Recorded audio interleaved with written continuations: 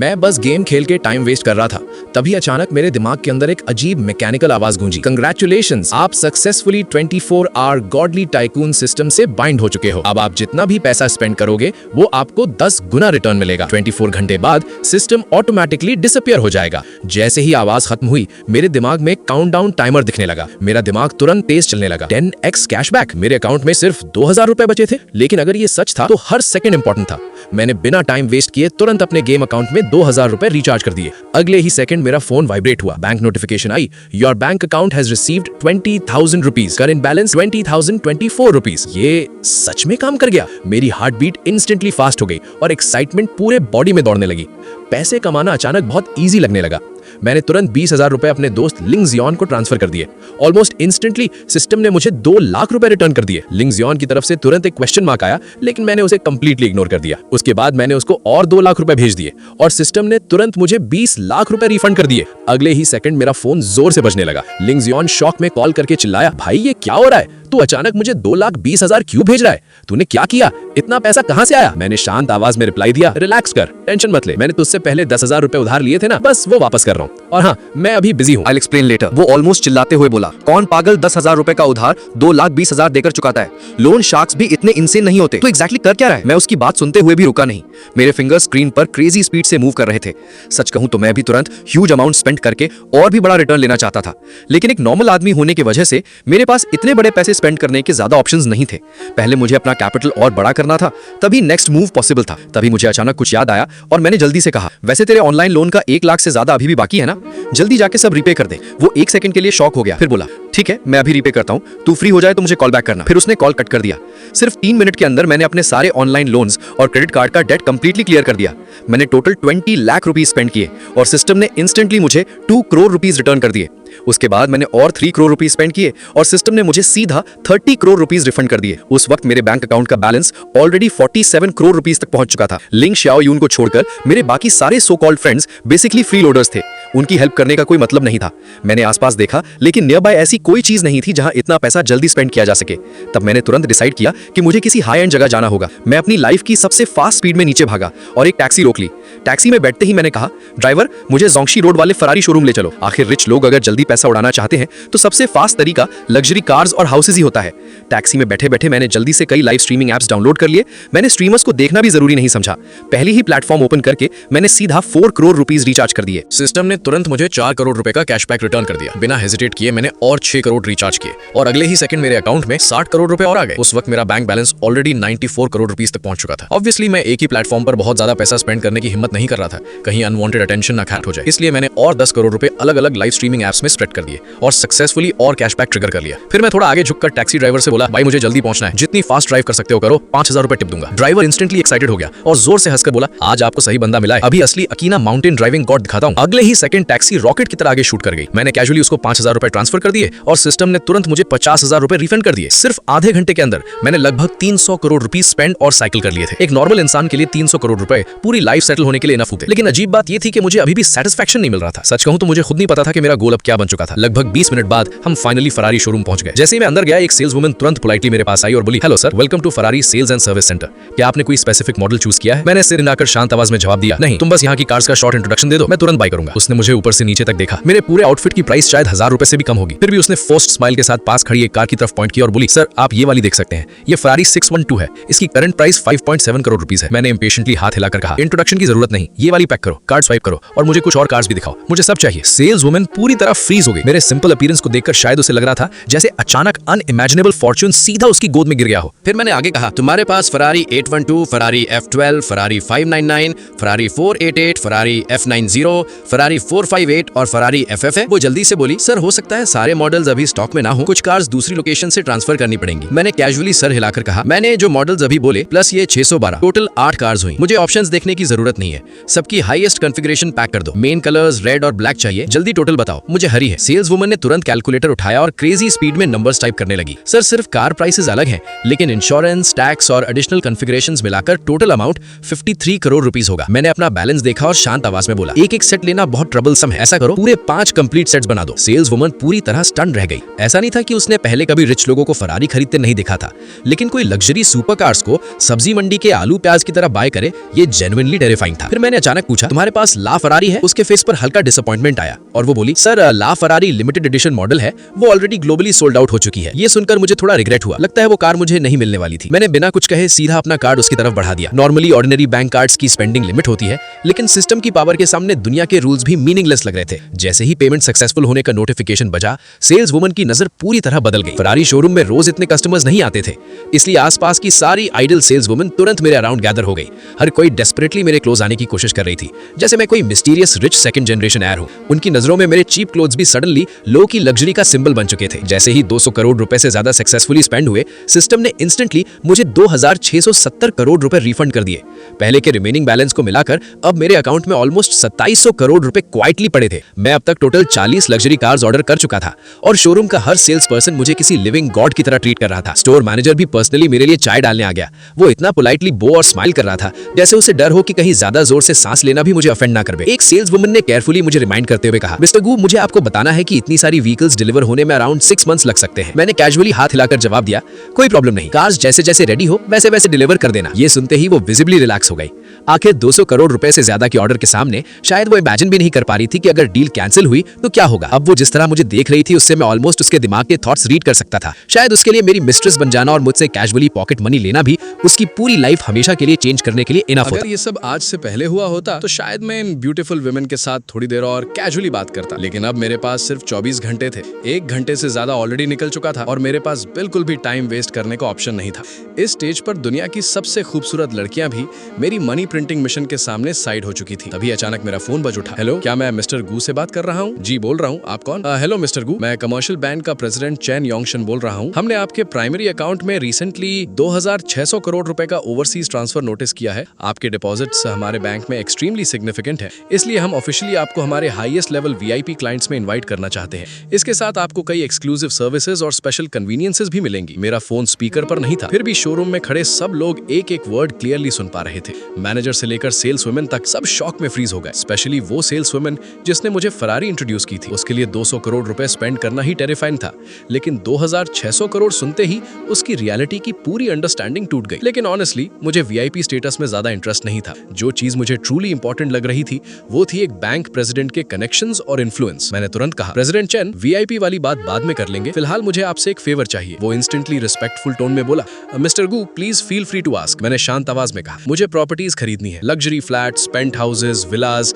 जितनी high and हो उतना बेटर। क्या आपके रियल एस्टेट में कनेक्शंस है? वो थोड़ा केयरफुली बोला, अभी इस वक्त? जी इमीडिएटली, बस प्रॉपर्टी सूटेबल होनी चाहिए, पेमेंट मैं स्पॉट पर कर दूंगा। प्रेसिडेंट चैन ने बिना डिले किए जवाब दिया, प्लीज मुझे कुछ मिनट्स दीजिए मिस्टर गू, मैं अभी तुरंत लोगों से कांटेक्ट करता हूं। कॉल कट होते ही मेरे आसपास का एटमॉस्फेयर पूरी तरह बदल गया। अब कोई भी सेल्स वुमन मेरे सामने जोर से सांस लेने तक की हिम्मत नहीं कर रही थी। अगर मेरे पास सिर्फ कुछ 100 करोड़ होते तो शायद वो अभी भी किसी रिच फैमिली में शादी करने का ड्रीम दिख रही होती। लेकिन अब जब उन्होंने सुना कि मेरे पास टेंस ऑफ बिलियंस हैं और ये शायद सिर्फ बिगिनिंग है, तब उन्हें समझ आ गया कि मैं उनकी रीच से बहुत ज्यादा दूर जा चुका हूं। मैंने कैजुअली पूछा, यहाँ कोई ऐसी कार है जो मैं आज ही ड्राइव करके ले जा सकूं? एक सेल्स पर्सन जल्दी से बोली, मिस्टर गू, आपकी सारी व्हीकल्स में प्रीमियम कस्टमाइजेशन पैकेजेस इंक्लूडेड है, इसलिए सबसे फास्ट डिलीवरी आज आफ्टरनून 3 PM तक पॉसिबल होगी। मैंने सर हिलाकर कहा, ठीक है, जो कार सबसे पहले रेडी हो मुझे इमीडिएटली कॉल कर देना। फ्यूल टैंक्स फुल होने चाहिए और लाइसेंस प्लेट्स नॉर्मली ठीक है, मेरे पास और भी काम है। उसके बाद मैनेजर और काउंटलेस सेल्स वुमेन के एंथुसियास्टिक एस्कॉर्ट के साथ मैं फाइनली शोरूम से बाहर निकला। जैसे ही मैं बाहर आया, प्रेसिडेंट चैन का दोबारा कॉल आ गया, मिस्टर गू, मैंने ऑलरेडी कई लोगों से कांटेक्ट कर लिया है, काफी लोग अपनी प्रॉपर्टी सेल करने के लिए रेडी हैं। आप मीटिंग कहाँ रखना चाहेंगे? मैंने टाइम देखा, ऑलरेडी नून हो चुका था। मीटिंग आपके बैंक में अरेंज करो, अगर पॉसिबल हो तो सब लोग आज आफ्टरनून 3 PM तक वहां पहुंच जाए। प्रेसिडेंट चैन तुरंत रिस्पेक्टफुल टोन में बोला, आप जैसे डिस्टिंग्विश गेस्ट को सर्व करना हमारे लिए ऑनर की बात है, मैं अभी सब अरेंज करता हूं। कॉल कट करने से पहले मुझे अचानक कुछ और याद आया, तो मैंने पूछा, वैसे प्रेसिडेंट चैन, क्या आप किसी प्राइवेट यॉट मैन्युफैक्चरर या प्राइवेट जेट सेलर्स को जानते हो? वो इंस्टेंटली कॉन्फिडेंट टोन में बोला, प्लीज टेंशन मत लीजिए मिस्टर गू, कमर्शियल बैंक एलीट क्लाइंट्स के लिए टॉप टियर सर्विसेज प्रोवाइड करता है, आपको जो भी चाहिए होगा हम अरेंज कर देंगे। मैंने हल्का सा स्माइल किया, गुड, तो उनके मीटिंग्स भी आज आफ्टरनून में अरेंज करवा दो। अपॉइंटमेंट्स बात के लिए फिक्स हो चुकी थी, लेकिन मेरे पास अभी भी कई घंटे बचे हुए थे और इसका मतलब सिर्फ एक ही था, कंटिन्यू स्पेंडिंग मनी। थैंकफुली ये पूरी स्ट्रीट लग्जरी कार डीलरशिप से भरी हुई थी। 500 मीटर भी नहीं चला था कि मैं पोर्शे शोरूम के अंदर एंटर कर गया। मैं कुछ बोलता उससे पहले ही मैनेजर पर्सनली पूरी सेल्स टीम के साथ दौड़ता हुआ मेरे पास आ गया। हेलो मिस्टर गू, मैं सुवन किम हूं, यहाँ का मैनेजर हूं, पोर्शे में आपका वेलकम है। मुझे तुरंत समझ आ गया क्या हुआ था। जो 2 मिनट में बाहर फोन कॉल लेने में लगा रहा, उसी टाइम फरारी शोरूम के सेल्स पीपल ने पूरे लग्जरी कार डिस्ट्रिक्ट में न्यूज स्प्रेड कर दी थी।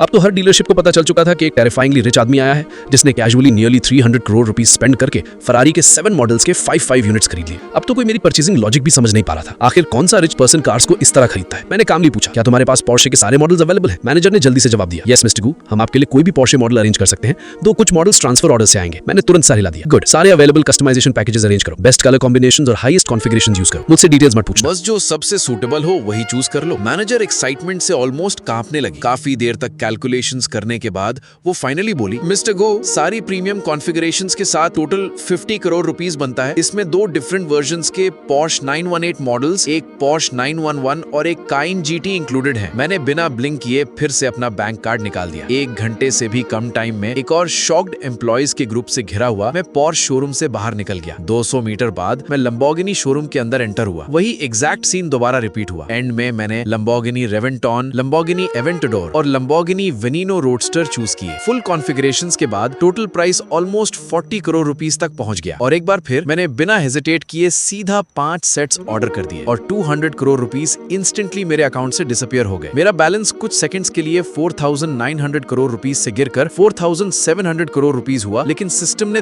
तुरंत मुझे 2,100 करोड़ रुपीस से ज्यादा रिफंड कर दिए, जिससे मेरे टोटल एसेट्स 6,720 करोड़ रुपीस तक पहुंच गए। पहले की तरह मैंने कॉन्ट्रैक्ट साइन किए और बिना एक सेकंड वेस्ट किए वहां से निकल गया। अगला स्टॉप था Maserati शोरूम। मैंने Maserati Gran Turismo, Maserati MC20, Maserati Quattroporte, Maserati Coupe और Maserati Grand Cabrio चूज किए। Fully configured total 15 crore rupees से ज्यादा था और एक बार फिर मैंने बिना हेजिटेट किए सीधा 5 सेट्स ऑर्डर कर दिए। टोटल अमाउंट 75 करोड़ रुपीस बना। सिस्टम ने इंस्टेंटली मुझे 750 करोड़ रुपीस रिफंड कर दिए और ऐसे ही मेरे total assets already 7,400 crore rupees तक क्लाइम कर गए। जब आफ्टरनून के ऑलमोस्ट 3 बजने वाले थे तब मैं फाइनली कमर्शियल बैंक पहुंच गया। जैसे ही मैं कार से बाहर निकला, 40s का एक मिडिल एज्ड आदमी रिस्पेक्टफुल स्माइल के साथ जल्दी से मेरी तरफ आया। मिस्टर गू, वेलकम, मैं कमर्शियल बैंक का प्रेसिडेंट चेन यूएन शान हूँ। मैंने हल्का सा सर हिलाकर कहा, प्रेसिडेंट चेन, आप ज्यादा फॉर्मल हो रहे हैं। फिर हम दोनों साथ में बैंक के अंदर चले गए। अंदर एंटर करते ही उसकी नजर मेरे हाथ में पकड़े आधे खाए हैमबर्गर पर पड़ी और वो ऑकवर्ड स्माइल के साथ बोला, मिस्टर गू, शायद हमें पहले लंच कर लेना चाहिए। मैंने तुरंत सर हिला दिया, नहीं, जरूरत नहीं है, मेरे पास टाइम बहुत कम है। वो जल्दी से बोला, तो ऐसा करते हैं, मैं अभी किसी को नियर बाय से सिंपल मील लाने के लिए बोल देता हूँ। मैंने कैजुअली सर हिला दिया, ठीक है, कुछ भी सिंपल चलेगा, बिल्कुल ट्रबलसम नहीं है, बिल्कुल नहीं। वो बार बार बोलता रहा और पर्सनली मुझे बैंक के अंदर डीपर वीआईपी एरिया तक ले गया। क्योंकि मैंने बहुत लोगों के साथ अपॉइंटमेंट्स अरेंज किए थे, वीआईपी कॉन्फ्रेंस रूम में ऑलरेडी काफी गेस्ट्स वेट कर रहे थे। प्रेसिडेंट चेन ने पर्सनली मेरे लिए चाय पोर की और सबका इंट्रोडक्शन करवाया। शॉर्ट ग्रीटिंग्स के बाद मैंने रूम में बैठे सबको देखते हुए कामली कहा, सबको इतनी जल्दी यहाँ बुलाने के लिए सॉरी, मैं हरी में हूँ, इसलिए सब कुछ एक साथ हैंडल करना चाहता हूँ, लेकिन मुझे बिलीव है कि आज की डिस्कशन से आप सब काफी सेटिस्फाइड होंगे। रूम में बैठे सब एक्सपीरियंस्ड बिजनेसमैन थे, इसलिए नेचुरली कोई भी ऑफेंड नहीं हुआ। वैसे भी आने से पहले प्रेसिडेंट चेन ऑलरेडी उन्हें बता चुके थे कि मैं एक एक्सट्रीमली टेरिफाइंग कैश बायर हूं। मैं सीधा मेन टॉपिक पर आ गया। सब ने तुरंत प्रिपेयर्ड डॉक्यूमेंट्स के थिक स्टैक्स मेरे सामने रख दिए। टोटल 30 से ज्यादा लग्जरी फ्लैट्स और विलास की फाइल्स थी। मैं बहुत फास्ट स्पीड से सब रिव्यू करने लगा। ऑनेस्टली मुझे सिर्फ एनवायरमेंट और प्राइसेस में इंटरेस्ट था। यहाँ का हर प्रोजेक्ट सिटी के मोस्ट फेमस लग्जरी डेवलपमेंट्स में से एक था और प्राइसेस आम लोगों की इमेजिनेशन से भी बाहर थे। सबसे चीप फ्लैट भी 2 लाख रुपीस पर स्क्वायर मीटर से ज्यादा का था और स्मॉलेस्ट यूनिट भी 230 स्क्वायर मीटर से बड़ा था। लगभग 1 घंटे तक सब रिव्यू करने के बाद मैंने फाइनली सर उठाया। तब तक राइस और वेजिटेबल्स वाला एक बॉक्स्ड मील मेरे साइड में रख दिया गया था। मैंने डॉक्यूमेंट साइड में रखकर कामली पूछा, अगर मैं आपकी प्रॉपर्टीज बाय करता हूं तो आप लोग एडिशनल बेनिफिट्स क्या दे सकते हैं? रिप्रेजेंटेटिव्स ने एक दूसरे की तरफ देखा, फिर सबने अपने अपने ऑफर्स एक्सप्लेन करने शुरू कर दिए। ज्यादातर लोग 3 साल तक waived property management fees, utilities, heating fees, free parking spaces और 3 साल में 10 free full house cleaning services offer कर रहे थे। मैंने दिमाग में रफली कैलकुलेशंस किए। सबसे चीप लग्जरी फ्लैट की प्राइस 46 करोड़ रुपीस थी, जबकि सबसे एक्सपेंसिव विला की प्राइस सीधा 800 करोड़ तक जा रही थी। टोटल 32 प्रॉपर्टीज थी, 25 लग्जरी फ्लैट्स और 7 विलास और सबकी कंबाइंड प्राइस ऑलमोस्ट 4,300 करोड़ रुपए बनती थी। मेरे अकाउंट में ऑलरेडी 7,400 करोड़ से ज्यादा पड़े थे, तो नेचुरली मुझे बिल्कुल भी टेंशन नहीं थी। सच तो ये था कि मैं एक्साइटेड था, क्योंकि सिर्फ इस एक ट्रांजैक्शन से सिस्टम मुझे 43,000 करोड़ रुपीस से भी ज्यादा रिटर्न करने वाला था। ऑब्वियसली अमाउंट बहुत मैसिव था, इसलिए कैशबैक बैचेस में आने वाला था। क्योंकि सब कुछ बहुत हरी में अरेंज हुआ था, सेलर्स सिर्फ प्रॉपर्टी डॉक्यूमेंट्स ही लाए थे। उनमें से किसी ने भी इमेजिन नहीं किया था कि डील एक्चुअली आज क्लोज हो जाएगी। आखिर कौन सोच सकता था कि कोई आदमी सिर्फ पिक्चर्स देखकर बिलियंस की प्रॉपर्टीज बाय कर लेगा। थैंकफुली एक फोन कॉल के बाद लोग तुरंत कॉन्ट्रैक्ट्स लेकर बैंक पहुंच गए। कॉन्ट्रैक्ट्स का वेट करते हुए मैंने साइड में बैठे 3 यॉट कंपनी रिप्रेजेंटेटिव्स की तरफ देखा और कहा, जेंटलमैन, आप लोग भी अपने मटेरियल्स दिखाइए। तीनों ने रिस्पेक्टफुली दोनों हाथों से डॉक्यूमेंट्स मेरी तरफ फॉरवर्ड कर दिए। मैं उन्हें फ्लिप करके देखने लगा, फिर मैंने हल्का सा सिर हिलाकर कहा, मुझे करंटली अवेलेबल तीनों यॉट्स पसंद है, मैं तीनों लेता हूं और एक और यॉट कस्टम बिल्ड करवानी है। एक रिप्रेजेंटेटिव इंस्टेंटली कॉन्फिडेंस के साथ स्माइल करते हुए बोला, मिस्टर गू, ऐसी कोई चीज नहीं जो हम बिल्ड ना कर सकें। मैंने सेटिस्फेक्शन के साथ सिर हिला दिया और अपनी रिक्वायरमेंट्स फास्ट स्पीड में बतानी शुरू कर दी। आधा घंटा डिस्कशन के बाद मैंने फाइनली कहा, मेरी रिक्वायरमेंट्स इजी नहीं है, तुम तीनों कंपनीज कंपीट करो और देखो कौन ये ऑर्डर हैंडल कर सकता है। लगभग उसी वक्त प्रॉपर्टी कॉन्ट्रैक्ट्स भी फाइनली अराइव हो गए। मैंने बिना डिले किए साइनिंग स्टार्ट कर दी और यॉट कंपनीज को आपस में डिस्कस करने का टाइम मिल गया। साथ ही मैंने कई प्राइवेट जेट कंपनीज के मटेरियल्स भी एक्सेप्ट किए। डॉक्यूमेंट्स रिव्यू करते हुए मैं हल्का सा फ्राउन करने लगा। ऑनेस्टली मैं पूरी तरह सैटिस्फाइड नहीं था, लेकिन कोई ऑप्शन भी नहीं था। प्राइवेट जेट्स एक्सट्रीमली एक्सपेंसिव होते हैं और ऑलमोस्ट कोई भी रेडीमेड स्टॉक मेंटेन नहीं करता। हर चीज एडवांस कस्टमाइजेशन पर डिपेंड करती थी। इसलिए मैंने एक बार फिर अपनी पर्सनल रिक्वायरमेंट्स लिस्ट करनी शुरू कर दी, जबकि रिप्रेजेंटेटिव्स बैकग्राउंड में रैपिडली अपने मैन्युफैक्चरर से कॉन्टैक्ट कर रहे थे। प्राइवेट जेट के लिए मेरी डिमांड्स भी इक्वली इंसेन थी।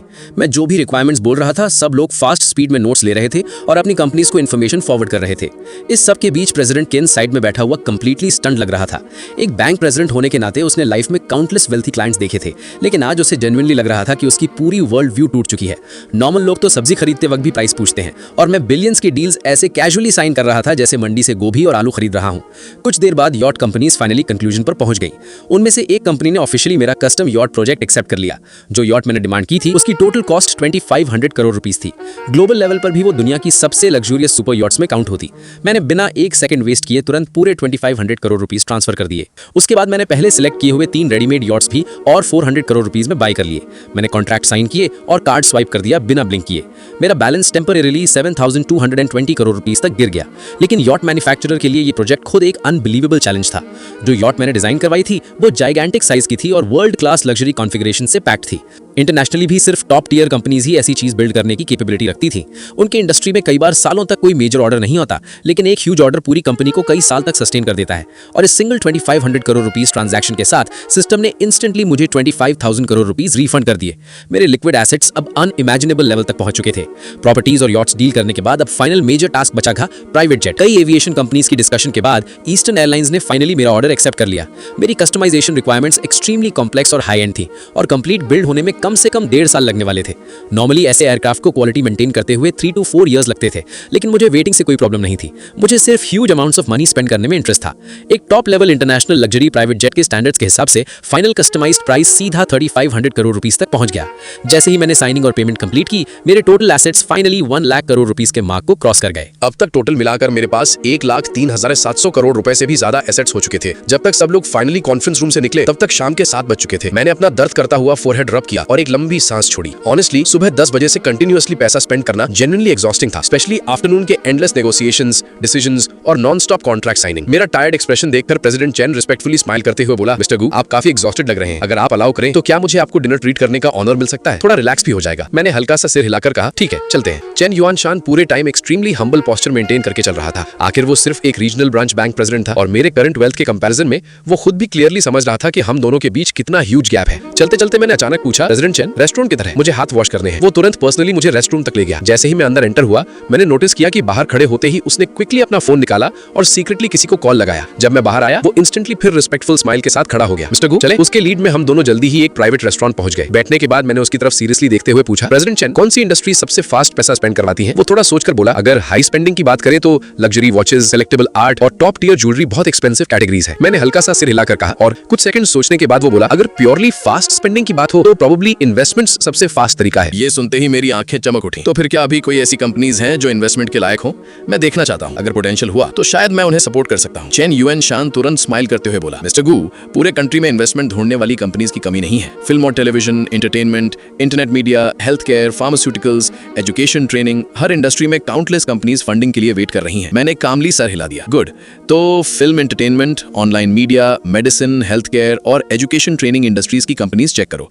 ऑफ कोर्स कंपनीज बिल्कुल वर्थलेस भी नहीं होनी चाहिए, वरना हो सकता है उनका स्केल ही इतना छोटा हो कि मैं प्रॉपर्ली लार्ज इन्वेस्टमेंट ना कर पाऊं। नेचुरली मैंने ये बात जानबूझकर बोली थी। मेरे लिए कंपनी सक्सेसफुल होती है या फेल, उससे कोई फर्क नहीं पड़ता था। जब तक मैं पैसा स्पेंड करता रहूं, सिस्टम मुझे 10x रिटर्न देता रहेगा। चेन युआन शान ने तुरंत सीरियस एक्सप्रेशन के साथ सर हिला दिया। Don't worry mister Gu, dinner खत्म होते ही मैं इमीडिएटली लोगों से कांटेक्ट करता हूं। इस तरह हम दोनों ने एक और एग्रीमेंट क्विकली फाइनलाइज कर लिया।